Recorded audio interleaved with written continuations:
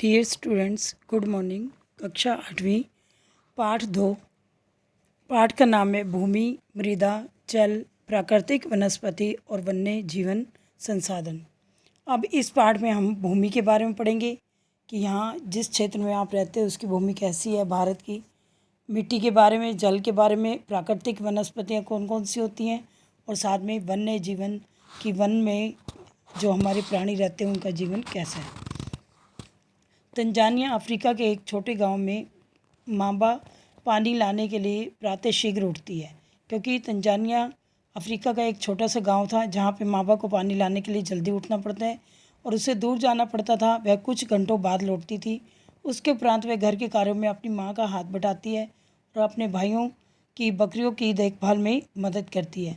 तो ये माँ बच्चे क्या है कि दूर जाके पानी लाते हैं और अपनी माता पिता के घर के काम में सहयोग देते हैं और साथ में बकरियों की देखभाल में भी मदद करती है।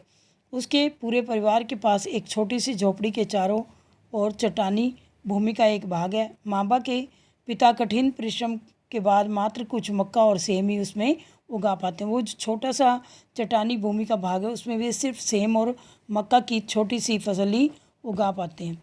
फिर भी यह उनके परिवार के साल भर के खाने के लिए पर्याप्त नहीं है, यानी कि चाहे वो थोड़ा सा अनाज होता है उनके साल भर ये पूरा नहीं होता है खाने के लिए। पीटर न्यूजीलैंड के भेड़ पालन प्रदेश के मध्यवर्ती भाग में रहता है, जहां उसका परिवार ऊन परिक्रमण करने का कारखाना चलाता है। पीटर जो है वो भेड़ पालन के प्रदेश में रहता है और उसका जो परिवार है ऊन बनाने के कारखाना चलाता है। प्रतिदिन जब पीटर स्कूल से लौटता है तो वह अपने चाचा को अपनी भेड़ों की देखभाल करते हुए देखता है। उनका भेड़ों का बड़ा बाड़ा कुछ दूरी पर पहाड़ियों के लगे हुए एक विस्तृत घास के मैदान में स्थित है। तो जो उनका भेड़ों को पालने का जो रखने का स्थान होता है उसे बाड़ा कहा जाता है। तो वह कुछ ही दूर पहाड़ी पर लगे हुए एक विशाल घास के मैदान पर स्थित है और वहाँ नवीनतम प्रौद्योगिकी का उपयोग करते हुए वैज्ञानिक विधि के द्वारा से इसका प्रबंध किया जाता है। पीटर का परिवार जैविक कृषि द्वारा सब्जियां उगाता है। अब जो पीटर का परिवार है वो एक संपन्न परिवार है। यहाँ पे उनके अपने कारखाने हैं और साथ में वो अपनी जो फसल है वो भी जैविक कृषि से ऑर्गेनिक जो है वो खेती करते हैं। बांबा और पीटर विश्व के दो विभिन्न स्थानों में रहते हैं। वो अफ्रीका के तंजानिया के गांव में रहते हैं, तंजानिया के छोटे से गांव में, और वो जो है पीटर जो है वो न्यूजीलैंड में। तो दोनों की क्लाइमेट में बहुत अंतर है। वहाँ जो है वो ज़्यादा सूखा पड़ता है, अफ्रीका में जो है ज़्यादा मतलब कि शुष्क एरिया रहता है, तो न्यूजीलैंड में जो है वो ज़्यादा बर्फीला इलाका है।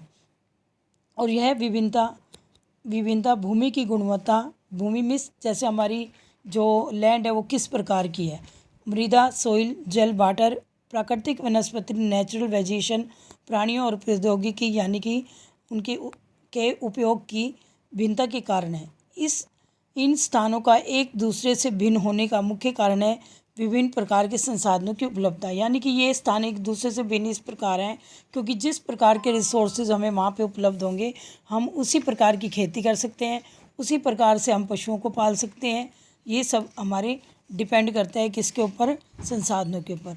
अब आप देखेंगे कि विश्व में जो है 29% भाग जो है वो धरातल है, यानी कि भूमि है। 30% भाग सिर्फ भूमि है जिस पर हम रहते भी हैं, जिस पर हमें व्यापार भी करना है, जिस पर हमें खेती भी करनी है, जिस पर हमें उद्योग भी लगाने हैं, जिस पर हमें कारखाने भी लगाने हैं। तो ये सब का इन सब चीज़ों के लिए हमें किस चीज़ की ज़रूरत होती है, ज़मीन की। और विश्व की 90% जनसंख्या भूमि क्षेत्र के 30% भाग पर ही रहती है और शेष 70% भूमि पर या तो विरल जनसंख्या है या निर्जन जन है। मतलब कि जो 70% भूमि है या तो वो क्या है कि विरल है, बहुत कम लोग रहते हैं वहाँ, कई 100 किलोमीटर में एक आधा घर दिखे आपको तो वो मुश्किल से है, या फिर निर्जन है, बिल्कुल ही कोई भी नहीं रहता है। भूमि, सभी प्रकार प्राकृतिक संसाधनों में भूमि भी शामिल है। भूपृष्ठ के कुल क्षेत्रफल का लगभग 30% भाग भूमि है। अब आपने देखा होगा कि हमारे भूपृष्ठ पर 71% पानी पाया जाता है और धरातल का जो क्षेत्र है वो 30% भाग ही है। यही नहीं, इस थोड़े से प्रतिशत के सभी भाग आवास योग्य नहीं है। अब इस थोड़े से क्षेत्र में भी हम सभी भाग देखें तो हमारे रहने के योग्य नहीं है। मुख्यतः भूमि जलवायु के भिन्न भिन्न लक्षणों के कारण विश्व के विभिन्न भागों में जनसंख्या का वितरण असमान पाया जाता है। अब आप देखेंगे कि भूमि और जलवायु इन दोनों में भिन्नता के कारण जो है विश्व में के भागों में जनसंख्या का वितरण असमान है। अब आप देखेंगे कि उत्तरी भाग में जो गंगा के आसपास के स्थान है वहाँ पे सघन जनसंख्या पाई जाती है, सघन मीन्स अधिक, और जबकि ऐसे ही जो मरुस्थल एरिया वहाँ जो जनसंख्या का जो वो है वितरण है वो बहुत कम है, बहुत कम जनसंख्या पाई जाती है। क्यों? क्योंकि ये वहाँ निर्भर करते हैं वहाँ की भूमि और जलवायु पे। लोग वहीं रहना पसंद करते हैं जहाँ पे लोगों को रहने योग्य भूमि, आवास, उद्योग धंधे और साथ में खेती करने योग्य भूमियों और साथ में पानी की उपलब्धता हो, वहीं सब रहना पसंद करेंगे। उबड़ खाबड़ स्थलाकृति, पर्वतों की तीव्र ढाल, अब पर्वत है वहाँ पे लेकिन वो तीव्र ढलाने वहाँ पे, जल आक्रंत संभावित निम्न क्षेत्र यानी कि जल का जो है नीचे वाले क्षेत्रों में आके इकट्ठा हो जाना, मरुस्थल क्षेत्र और सघन वन। अब या तो मरुस्थल है, मरुस्थल मीन्स वहाँ पे सिर्फ धूल धूल ही है, ना तो कोई वेजिएशन होती है वहाँ पे, ना कोई पेड़ पौधे होते हैं और ना ही पानी की उपलब्धता होती है, पानी बहुत कम होता है मरुस्थल एरिया में। और सघन वन क्षेत्र जैसे कि बहुत अगर हैं तो बहुत ही ज़्यादा वन ही वन है और सामान्यतः विरल अथवा निर्जन है। विरल मीन्स यहाँ बहुत कम जनसंख्या है ही नहीं, जैसे आदिवासी इलाके में आप जाएंगे तो वहाँ क्या है, सिर्फ वन ही वन है, लोग बहुत कम रहते हैं। उर्वर मैदानों और नदी घाटियों में कृषि के लिए उपयुक्त भूमि उपलब्ध है। अब जहाँ पे जो है मैदान उपजाऊ होते हैं और साथ में नदी घाटियाँ नज़दीक है, वहाँ पे नदी का पानी उपलब्ध है, तो वहाँ पे कृषि वो योग्य भूमि जो है वो उपलब्ध है, क्योंकि वहाँ पे कृषि वहाँ की मिट्टी उपजाऊ होती है तो उसमें लोग कृषि का कार्य ज़्यादा करते हैं।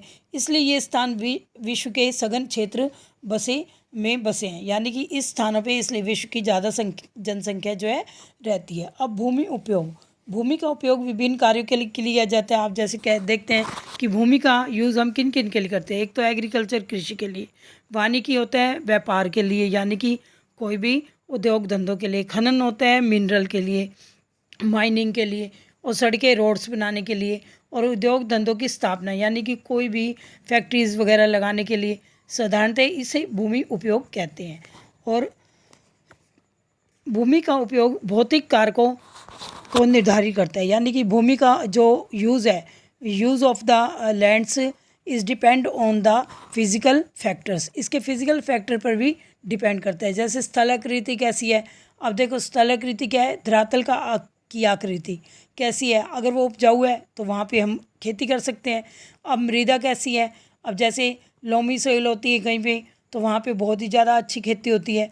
जलवायु कैसी है, जलवायु यानी कि ना ज़्यादा गर्मी पड़े ना ज़्यादा सर्दी पड़े, तो इस टाइप की जो मॉडरेट जलवायु होती है वो खेती के लिए ठीक रहती है। अब खनिज है, जहाँ पे खनिज है वहाँ माइनिंग ज़्यादा करते हैं, जहाँ मिनरल पाए जाते हैं, और जल की उपलब्धता, और साथ में जहाँ पे जल भी बहुत ज़रूरी है क्योंकि बिना जल के ये सारे काम नहीं हो सकते हैं। तो मानवीय कारक जैसे जनसंख्या और प्रौद्योगिकी भी भूमि उपयोग के प्रतिरूप के महत्वपूर्ण कारक है। अब जनसंख्या, मानवीय कारक कौन कौन से होंगे, जनसंख्या और प्रौद्योगिकी। जहाँ जनसंख्या रहेगी वहाँ पे हमें क्या होगा कि बहुत सारे उद्योग लगाने पड़ेंगे, क्योंकि इन लोगों के लिए रहने के लिए, खाने के लिए और इनका काम करने के लिए हमें बहुत सारे जो है भूमि का उपयोग इन प्रौद्योगिकी के लिए और इनके आवास के लिए करना पड़ता है। स्वामित्व के आधार पर भूमि को निजी भूमि और सामुदायिक भूमि, निजी होती है इंडिविजुअल लैंड और सामुदायिक होती है कम्युनिटी लैंड। अब इसके आधार पर हम इसको दो भागों में बांटते हैं।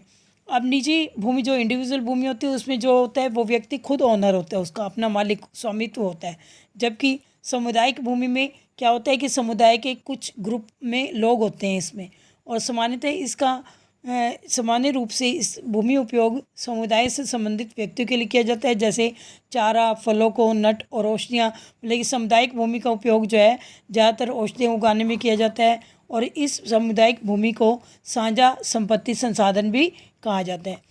अब जनसंख्या और उसकी मांग सदैव बढ़ती रहती है। अब जैसे जैसे हमारे यहाँ पे विश्व में जनसंख्या बढ़ रही है उस हिसाब से हमारी भूमि तो नहीं बढ़ रही है। आप लोगों ने देखा होगा कि भूमि का तो 30% भाग है, लेकिन 30% में से भी कुछ ऐसे स्थान है जहाँ पे मरुस्थल है, वो भूमि हमारे काम नहीं आ सकती। कुछ ऐसे स्थान है जहाँ पे पठार है, वो भी भूमि काम नहीं आ सकती।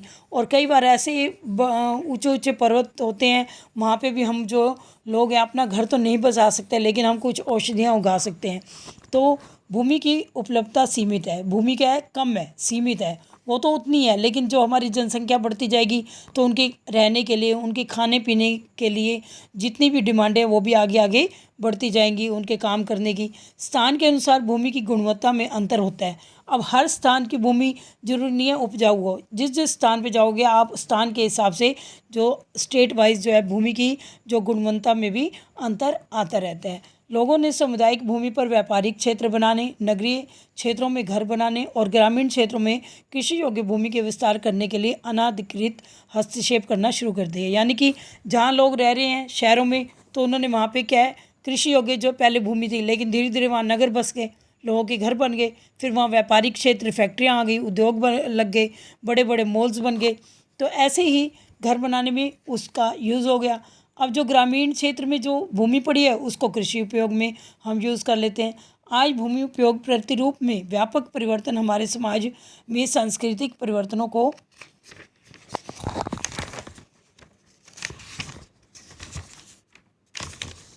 दर्शाते हैं। अब आज आप देखते हो कि हमारा भूमि उपयोग है उसमें बहुत से परिवर्तन आए हैं। बहुत से परिवर्तन कैसे आए हैं कि शहरों में आप देखेंगे बड़ी बड़ी बहुमंजिले इमारतें बन गई हैं। क्यों? लोगों के पास इतने अब हमारे पास इतना आवास रहने के लिए मतलब कि भूमि नहीं है, तो इसलिए 25-25 मंजिले इमारतें बन गई हैं, वहाँ पे लोग रहते हैं, छोटे छोटे फ्लैटों में भी रह जाते हैं। ऐसे ही सांस्कृतिक परिवर्तन, किसी के लिए मतलब कि मॉल बनाए गए, कोई फैक्ट्रियाँ लगाई गई, कोई उनके अम्यूज़मेंट पार्क बनाए गए, तो ये सब दर्शाते हैं। वर्तमान में कृषि और निर्माण संबंधी गतिविधियों के प्रसार के कारण निम्नीकरण, भूस्खलन, मृदा अपरदन और मरुस्थलीकरणीय पर्यावरण के लिए प्रमुख खतरा है। अब इस भूमि उपयोग से हमारे यहाँ पे कुछ जो है हमारे लिए समस्याएं भी हुई हैं। ये समस्याएं क्या है कि एक तो गतिविधियों के प्रसार के कारण निम्नीकरण आ गया है। भूस्खलन यानी कि अपने आप ही जो है भूस्खलन का मतलब है कि को सामान्य रूप से शैल, मलबा या ढाल से गिरने वाली मिट्टी के बहुत संचलन के रूप में परिभाषित किया जाता है। ये प्राय भूकंप, बाढ़ या ज्वालामुखी के साथ घटित होते हैं। जब भी कभी पहाड़ों पे भूकंप आए या फिर बाढ़ आ जाती है अचानक, वहाँ से आपने देखा होगा कि बीच में से बाढ़ आई थी तो काफ़ी घर ढह गए थे पिछले साल की बात है।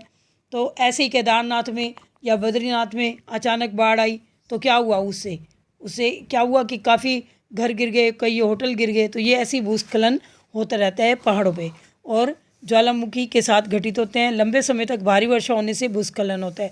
जब लंबे समय तक भारी वर्षा होती है तो जो मैदान वहाँ मिट्टी होती है वो क्या होती है, वो उसके पानी के प्रवाह को रोक नहीं सकती और यह नदी के प्रवाह को कुछ समय के लिए अवरुद्ध कर देता है। और नदी अवरुद्धता के कारण अचानक फूट पड़ने के कारण निचली घाटियों के आवासों में विध्वंस आ जाता है। यानी कि जो निचली घाटी के आवास होते हैं वहाँ पे विनाश हो जाता है। और पहाड़ी भूभाग में भूस्खलन एक मुख्य और विस्तृत रूप से फैली प्राकृतिक आपदा है। ये एक प्राकृतिक आपदाएं होती है जो आप प्राकृतिक रूप से अपने आप होती रहती हैं, जो प्राय जीवन और संपत्ति को आघात पहुंचाती है। यानी कि हमारी जो लाइफ को और जो भी हमारे घर में संपत्ति वगैरह होती है, जो घर बन होते हैं, इनको हमें नुकसान पहुंचाती है और ये एक चिंता का विषय है।